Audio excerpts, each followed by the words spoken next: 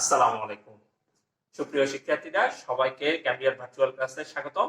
আজকে আমি তোমাদের সাথে রয়েছি সাব্বির আহমেদ খন্দকার, চট্টগ্রাম হতে। আজকে আমি তোমাদের সাথে প্রাণীবিজ্ঞান নিয়ে কিছু বিষয় আলোচনা করব। আসো, দেখো এখানে একটা উদ্দীপক দেখা যাচ্ছে, আমাদের ফেভারিট মিস্টেরিয়াস ক্যারেক্টার টম মিয়াকে, যে কিনা একটা টার্কি রোস্ট দেখতে পেয়ে সে এই টার্কি রোস্টটাকে খাওয়ার চেষ্টা করতেছে। তো এটা উদ্দীপনার পেছনের দিকে লক্ষ্য করো। আমরা এখানে পরিপাক নিয়ে আলোচনা করতেছি না, বা খাবারটা কিভাবে ডাইজেশন হচ্ছে সেটা নিয়ে আলোচনা করতেছি না। এখানে দেখো টম কিন্তু খাবারটাকে আগে চোখ দিয়ে দেখতেছে, তার ঘ্রাণ শোকার চেষ্টা করতেছে। যখন তার কাছে মনে হলো, তার মস্তিষ্ক সাড়া দিয়ে বলল যে হ্যাঁ, খাবারটা একটু ভালো, ডিলিশিয়াস, তখন সে কি করলো, তার হাতের মাধ্যমে সেই খাবারটা মুখের ভিতরে চালান করার চেষ্টা করলো।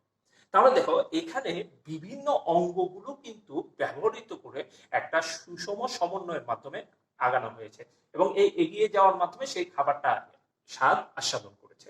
তাহলে আজকে আমরা যে টপিকটা নিয়ে কথা বলবো, সেই টপিকটা হচ্ছে সমন্বয় এবং স্নায়বিক সমন্বয়ের প্রাথমিক ধারণা নিয়ে আলোচনা করব। তো সুপ্রিয় শিক্ষার্থীরা, এর ফলে তোমরা কি কি জিনিস শিখতে পারবে আজকের এই পাঠ শেষে? আজকের পাঠ শেষে তোমরা শিখতে পারবে যে উদ্দীপনাগুলো কি কি, উদ্দীপনা বা স্টিমুলেশন সম্পর্কে জানতে পারবে, এবং আমাদের যে সমন্বয়গুলো রয়েছে আমাদের দেহের অভ্যন্তরে, একটা প্রাণী দেহের অভ্যন্তরে, সেই সমন্বয়গুলো সম্বন্ধে তোমাদের কিছু ধারণা হবে, এবং সমন্বয়ের প্রকারভেদ সম্পর্কে তোমরা বলতে পারবে। এবং সমন্বয়, আমাদের যে স্নায়বিক সমন্বয় রয়েছে, সেই স্নায়বিক সমন্বয়ের যে গাঠনিক একক নিউরন, এবং নিউরনের প্রকারভেদ সম্পর্কে তোমরা বলতে পারবে। এবং আমরা আমাদের কেন্দ্রীয় স্নায়ুতন্ত্রের যে মূল অঙ্গ ব্রেইন, সেই ব্রেইনের টিউমার বা ব্রেন ক্যান্সার হওয়ার পেছনের যে কারণগুলো রয়েছে সেগুলো সম্পর্কে আমরা জানতে পারবো। আসলে সর্বপ্রথমে আমরা আলোচনার সূত্রপাত ঘটাই উদ্দীপনা কি। আচ্ছা, উদ্দীপনা হচ্ছে আমাদের প্রাণী জগতের ক্ষেত্রে, শুধু প্রাণী জগৎ না, উদ্ভিদ জগতের ক্ষেত্রেও কিন্তু একটা অনন্য বৈশিষ্ট্য, এটা জীবের ক্ষেত্রে ঘটে থাকে। এবং এই অনন্য বৈশিষ্ট্যগুলো, এই অনন্য বৈশিষ্ট্যের মাধ্যমে আমরা, দেখো লক্ষ্য করে দেখো এটাকে কি মিন করা হচ্ছে, এটা যে কোনো পরিবর্তনকে মিন করতেছে। যে কোনো পরিবর্তন যেটা জীবদেহের বাহিরেও ঘটতে পারে, অভ্যন্তরে ঘটতে পারে। এখন তোমরা, তোমাদের মনে প্রশ্ন জাগতে পারে, স্যার এই পরিবর্তনটা একটু উদাহরণ সহকারে দিলে সুবিধা হতো। উদাহরণ আমরা কিছুক্ষণ আগে দেখেছি, টমের উদাহরণটা দেখো। এখানে দুটো উদ্দীপনা কাজ করছে। একটা হচ্ছে টম যে খাবারটাকে দেখছে সেটা একটা বাহ্যিক উদ্দীপনা হিসেবে কাজ করেছে, বাহ্যিক উদ্দীপনা হিসেবে কাজ করেছে।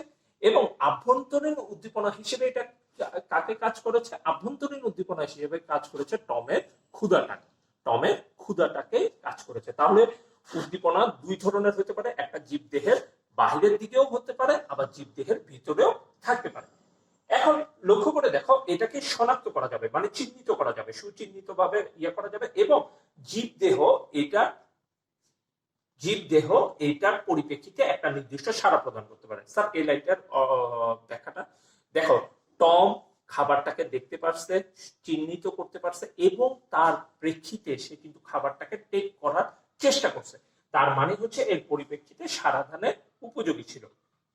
এবার আসো উদ্দীপনার আমাদের বহনকারী যে অঙ্গগুলো রয়েছে, সেই অঙ্গগুলো প্রকারভেদ নিয়ে আমরা একটু কথাবার্তা বলি। তিন ধরনের অঙ্গ হতে পারে উদ্দীপনার সাপেক্ষে, বা উদ্দীপনা বহনকারী অঙ্গগুলোর সাপেক্ষে। প্রথম অঙ্গটির নাম হচ্ছে গ্রাহক বা রিসেপ্টর অঙ্গ, যারা কি করবে, উদ্দীপনাকে উদ্দীপনাকে উদ্দীপনাকে বহন করবে, উদ্দীপনাকে বহন করার চেষ্টা করবে। যেমন মনে করো এইখানে তার উদ্দীপনাকে বহন করা বা সংবেদী অঙ্গ হিসেবে কারা কাজ করছে? উদ্দীপনাকে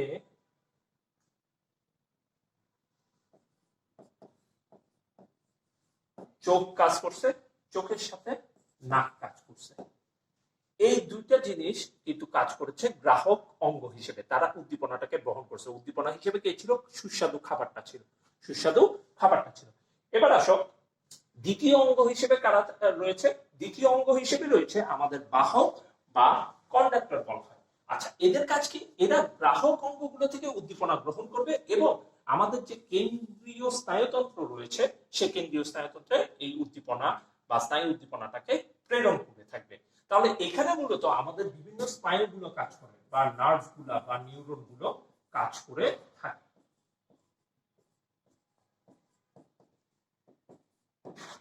ঠিক আছে, এবার আসো তৃতীয় যে অঙ্গগুলো থাকবে ইফেক্টর বা কারক বলা হয়, এরা কারা?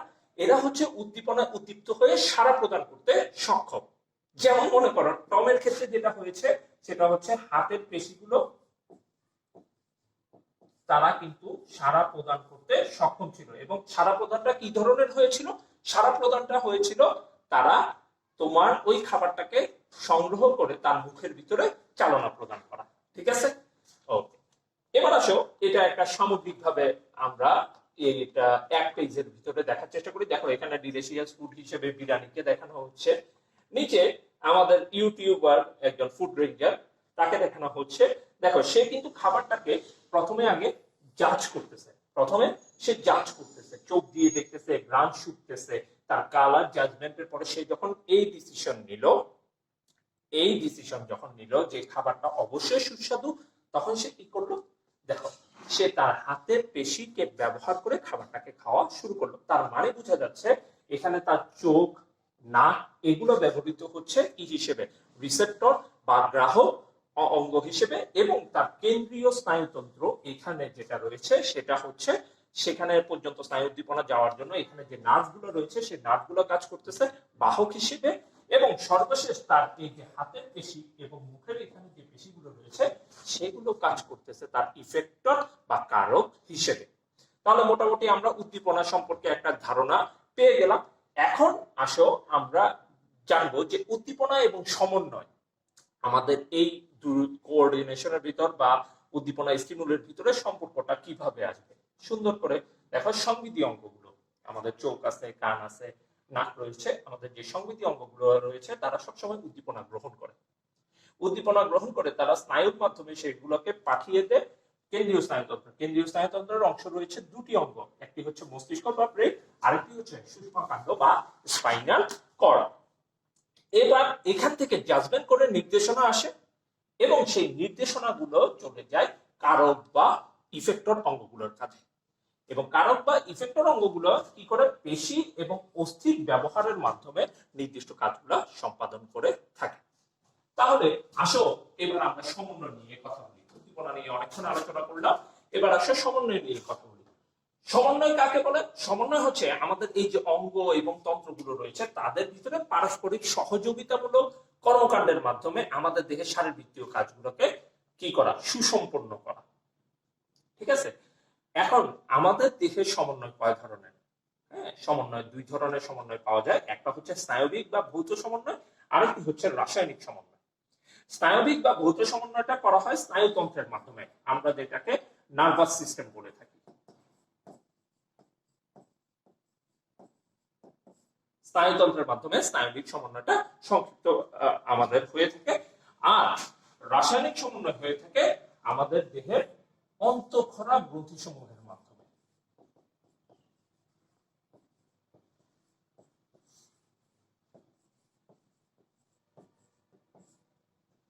ঠিক আছে, এবার আসো আমরা প্রথমে আজকে স্নায়বিক সমন্বয় নিয়ে আলোচনা করব। স্নায়বিক সমন্বয় সেটা নিয়ন্ত্রিত হয় কার মাধ্যমে? স্নায়ুতন্ত্রের মাধ্যমে। ঠিক আছে, এখন এই নার্ভাস সিস্টেম সম্বন্ধে কিছু তথ্য আমাদের না জানলেই নয়। সেই তথ্যগুলো কি কি? সর্বপ্রথম তথ্যটা হচ্ছে স্নায়বিক সমন্বয়ের ক্ষেত্রে নিউরন কি কাজ করে? নিউরন সমন্বিত উদ্দীপনায় সাড়া দিয়ে দৈহিক অঙ্গগুলোর ভিতরে সেই সমন্বয় সাধন করবে এবং এটা সৃষ্টি হবে আমাদের তিনটা ভ্রূণ স্তর রয়েছে। তিনটা ভ্রূণীয় স্তরের মধ্যে অ্যাক্টোডার্ম নামক ভ্রূণীয় স্তর থেকে সৃষ্টি হবে। তার মানে হচ্ছে ভ্রূণীয় স্তরের সর্ববহিস্থ যে স্তরটা থাকে সেখান থেকে সৃষ্টি হবে আমাদের এই নিউরন বা স্নায়ুতন্ত্রগুলো, যেগুলো স্নায়বিক সমন্বয়টা সম্পাদন করে থাকবে। এবং সবচেয়ে মজার ব্যাপার হচ্ছে পরিবেশের সাথে প্রাণী দেহের যে সংযোগটা, এটা এই স্নায়বিক সমন্বয়ের মাধ্যমে সম্ভব এবং অঙ্গগুলোর মাধ্যমেও কাজটা সুসম্পন্ন করা হয় এবং ঐচ্ছিক এবং অনৈচ্ছিক পেশির ভিতরেও তারা কি করে? সমন্বয় সাধন করে থাকে। এখন আসো এই স্নায়ুতন্ত্রের গঠনে যখন আমরা আসবো তখন তার গাঠনিক একক নিয়ে কথা আসবে এবং তার গাঠনিক একক হিসেবে যে কাজ করবে তার নাম হচ্ছে নিউরন। তাহলে স্নায়ুতন্ত্রের গাঠনিক এবং কার্যিক এককের নাম হচ্ছে নিউরন। এখানে নিউরনের একটা ছবি বা গিফ ফাইল দেখানো হচ্ছে, সেখানে আমরা দুইটা গঠন নিয়ে কথাবার্তা বলবো। প্রথমে যে গঠনটা নিয়ে কথা বলবো তার নাম হচ্ছে কোষ দেহ, ইংরেজিতে যাকে সেল বডি বা সোমা বলা হয়। আরেকটি হচ্ছে প্রলম্বিত অংশ, ইংরেজিতে যাকে প্রসেস বা নিউরাইট বলা হয়। প্রত্যেকেরই আবার কিছু কিছু অংশ নিয়ে আমরা কথাবার্তা বলবো। সেই অংশগুলো কি কি? কোষ দেহ। এখানে যে গোলাকার অংশটাকে দেখানো হচ্ছে এটাই হচ্ছে কোষ দেহ, আর তার সাথে অ্যাসোসিয়েটেড বা সংযুক্ত যে প্রলম্বিত অংশগুলো রয়েছে সেই অংশগুলোকে মূলত বলা হয় তাদের কি? প্রলম্বিত অংশ বা প্রসেস বলা হয় বা নিউরাইট বলা হয়। নিউরাইটের মূলত অংশ দুটো, ডেনড্রাইট এবং এক্সন। ঠিক আছে, তাহলে আসলে সর্বপ্রথম আমরা কোষ দেহ সম্পর্কে কিছু তথ্য জানার চেষ্টা করি।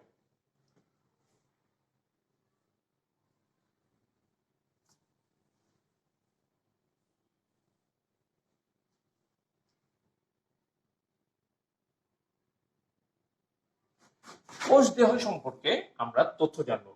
সেল বডি বা সোমা কাকে বলে? যেটা নিউরনের মূল দেহটাকে গঠন করবে। সাইটোপ্লাজম সমৃদ্ধ হবে এবং সেই সাইটোপ্লাজমে সাইটোপ্লাজমিক অঙ্গাণুগুলো থাকবে। এখন সাইটোপ্লাজমিক অঙ্গাণু বলতে কাকে বোঝানো হচ্ছে? যেমন মনে করো সর্বপ্রথম তার ব্রেন হিসেবে নিউক্লিয়াস থাকবে, নিউক্লিয়াসের পাশাপাশি রাইবোজোম থাকবে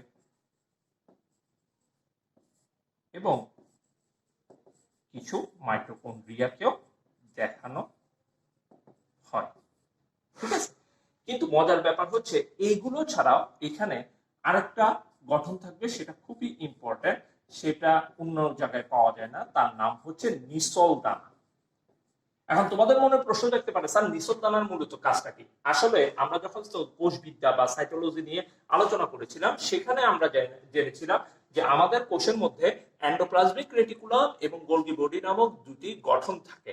দেখতে গঠনগুলো প্রায় কাছাকাছি কিন্তু কাজের দিকে ভিন্নতা থাকে। নিসল দানা স্নায়ুতন্ত্রের এই নিউরনের ক্ষেত্রে একই সাথে দুটোটা কাজ করবে। সে একই সাথে রাফ এন্ডোপ্লাজমিক রেটিকুলাম এবং পাশাপাশি সে গোলগি বডি,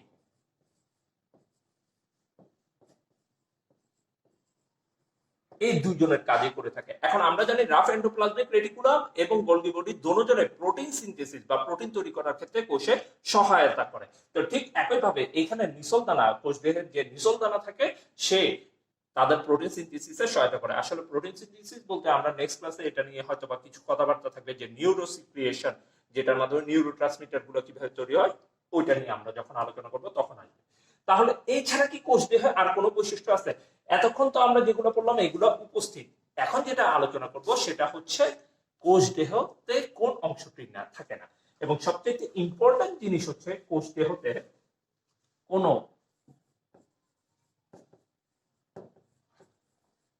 সেন্ট্রিওল নামক অঙ্গাণু থাকে না। স্যার সেন্ট্রিওলের ইম্পর্টেন্স কি? তোমাদের মনে প্রশ্ন জাগতে পারে। সেন্ট্রিওলের ইম্পর্টেন্স হচ্ছে, সেন্ট্রিওল আমাদের প্রাণী কোষের ক্ষেত্রে এত বড় ইম্পর্টেন্স তারা করে দেয় যে কোষ বিভাজনের সময় আমরা জানি যে প্রাণী কোষের ক্ষেত্রে স্পিন্ডতন্তু বা মাকুতন্তুটা সৃষ্টি করা হয় মূলত এই সেন্ট্রিওল থেকে। এখন যদি সেন্ট্রিওলে না থাকে তাহলে সে কোষ বিভাজন করবে কোথা থেকে? তাহলে একটা জিনিস মোটামুটি ক্লিয়ার, আমাদের দেহে যে নিউরন গুলো রয়েছে তারা কোষ বিভাজনে সক্ষম নয়, অক্ষম। তাহলে এইখান থেকে কিন্তু একটা কোয়েশ্চেন জাগ্রত হয়ে যাচ্ছে, ব্রেন টিউমার বা ব্রেন ক্যান্সার কেন হয়? কারণ আমরা জানি টিউমার বা ক্যান্সার হয় মূলত কোষ বিভাজনের অস্বাভাবিকতার কারণে। ঠিক আছে, সেটা নিয়ে আমরা পরে আলোচনা করব। তাহলে আমরা মোটামুটি কোষ দেহ নিয়ে আলোচনা শেষ করলাম। এখন আমরা আলোচনা করব আমাদের প্রলম্বিত অংশগুলো নিয়ে।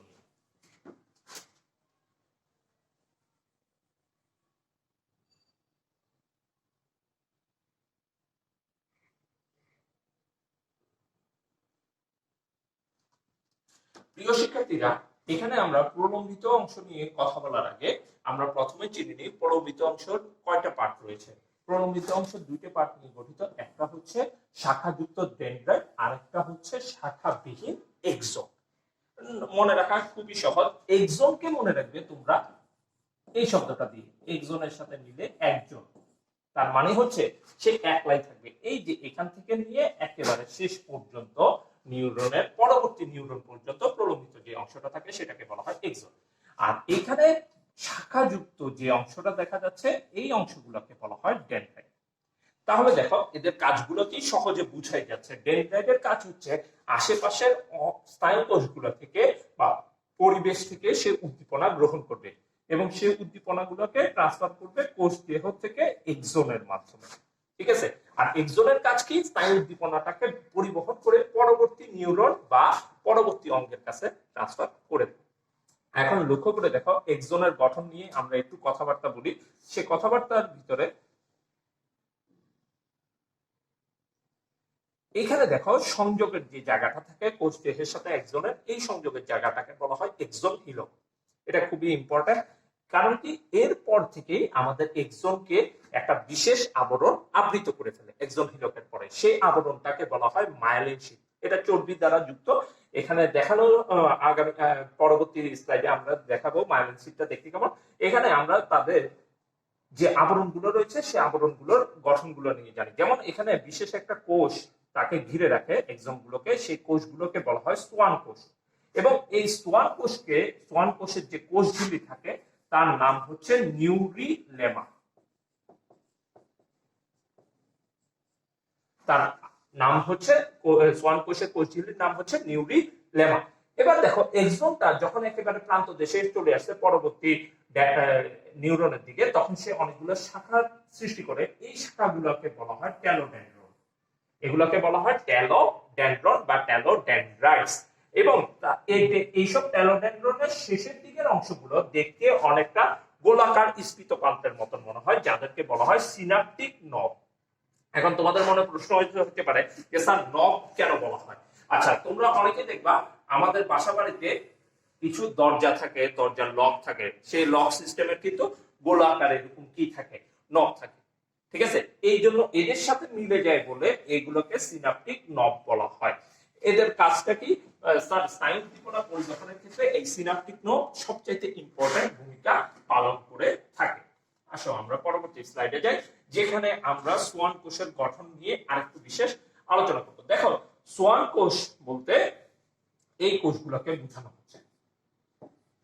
ঠিক আছে, এবং এই কোষের মাঝখানে দেখো চর্বিযুক্ত আবরণী থাকে, যে আবরণীটা আমাদের এক্সনটাকে ঘিরে রাখে, এবং সেই আবরণীটাকে বলা হচ্ছে মায়োলিন শীট।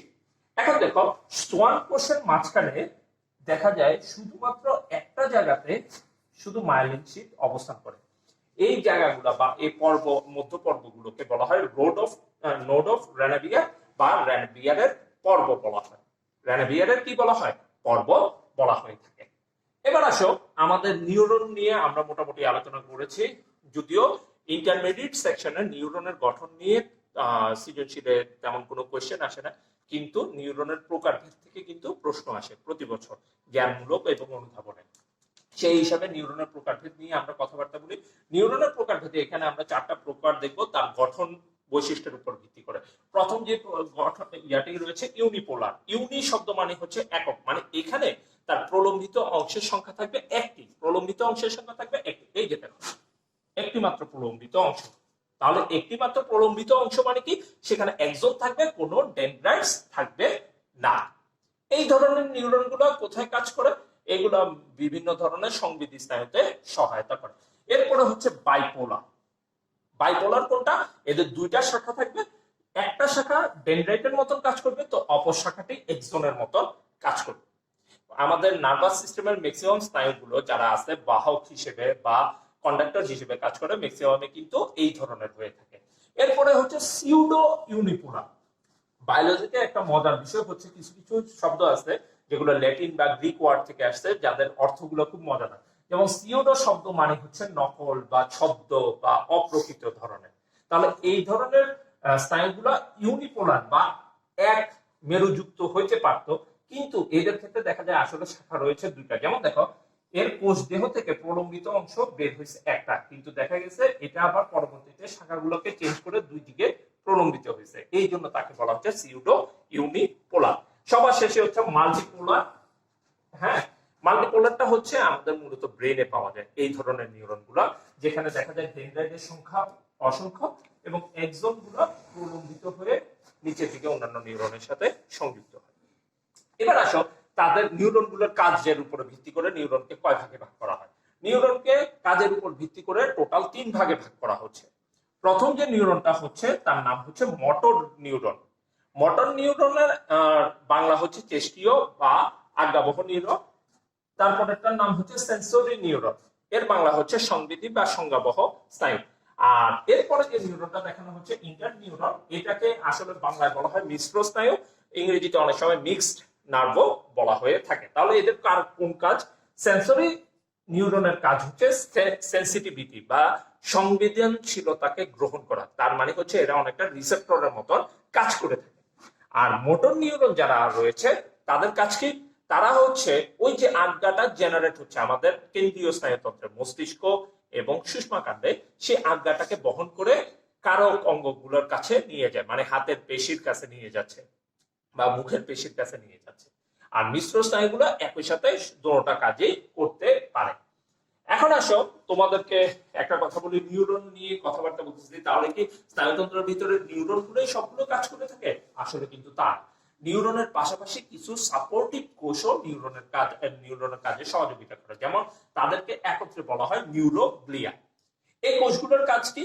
এই কোষগুলোর কাজ হচ্ছে তারা যোজক কলা হতে উৎপন্ন হবে, পুষ্টি সরবরাহ করবে, অক্সিজেন সরবরাহ করবে। তার পাশাপাশি দেখা যাচ্ছে যে তাদের আমাদের নার্ভাস সিস্টেমে যদি বহিঃশত্রুর আক্রমণ ঘটে, যেমন মনে করো বিভিন্ন ধরনের ব্যাকটেরিয়া বা অন্যান্য ধরনের কোনো পদার্থ যদি আক্রমণ করে থাকে, তাহলে সেই আক্রমণটাকে ঠেকানোর চেষ্টা করবে। এবং সবচেয়ে মজার ব্যাপার হচ্ছে এরা কোষ বিভাজনে সক্ষম, এরা কোষ বিভাজনে সক্ষম। তাহলে নিউরোগ্লিয়ার আন্ডারে যতগুলো কোষ হয়েছে সেই কোষগুলো নিউরন কোষ বিভাজন করতে পারে না, কিন্তু নিউরোগ্লিয়ার কোষগুলো কোষ বিভাজনে সক্ষম। তার মানে হচ্ছে এদের অবশ্যই একটিভ সেন্ট্রিওল থাকবে, যেটার মাধ্যমে তারা কোষ বিভাজন করতে পারে। এখন এখানে দেখো আমি দুইটা শব্দ বলছি, মায়োলিন শীট এবং সিএসএফ। মায়োলিন শীট সম্বন্ধে আমাদের আইডিয়া আগেই রয়েছে যে আমাদের একজনকে ঘিরে রাখে অন্তরক পদার্থের মতো বা ইনসুলেটরের মতো। কিন্তু সিএসএফটা কি? সিএসএফ এর ফুল মিনিং হচ্ছে সেরেব্রো স্পাইনাল ফ্লুইড।